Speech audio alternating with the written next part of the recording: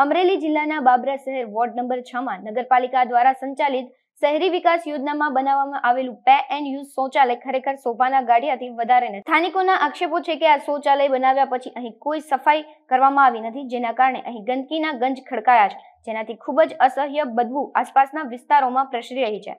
ગંદકી અને ખરાબ બદબુના કારણે બાળકો અને વૃદ્ધો બીમાર પડી રહ્યા છે, જેની જરા પણ ફિકર કે કાળજી આ સરકારી બાબુઓને નથી। લોકોના આરોગ્ય ઉપર તોડાની ચિંતાની નગરપાલિકાના હોદ્દેદારો કે અધિકારીઓને જરાય પડી નથી, ત્યારે સ્થાનિકોના રોષ ઠાલવી રહ્યા છે। તેમજ અહીં સરકાર દ્વારા શૌચાલય લાખો રૂપિયાના ખર્ચે બનાવવામાં આવ્યું છે, પરંતુ સાફ સફાઈના અભાવે ગંદકીથી ભરાઈ ગયું છે, જેથી સ્થાનિકો દ્વારા આ શૌચાલયની તાત્કાલિક સાફ સફાઈ કરી અને કાર્યરત કરવામાં આવે તેવી માંગ કરાઈ છે। મારું નામ હનીફ હાજીભાઈ સૈયદ છે। હું 6 નંબરના વોર્ડમાં રહું છું।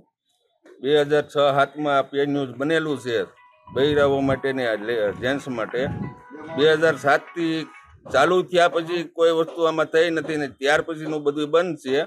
આ લતાવાળા બધા અહીંયા ખુલ્લામાં જ પે ન્યૂઝ જાય છે, શૌચાલય ખુલ્લામાં જ બે છે ને ગંદકી અને રોગચાળાથી અમે ભયભીત છીએ, છોકરાની બીમાર પડે છે અને આ ગંદકીને દૂર કરવા નગરપાલિકાને અમારી અપીલ છે।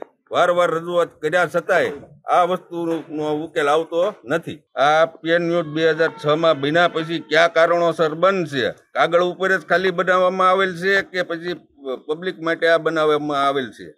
અને આ ગંદકીથી ત્રાહિમામ પોકારી ગયેલ છે એવી એમ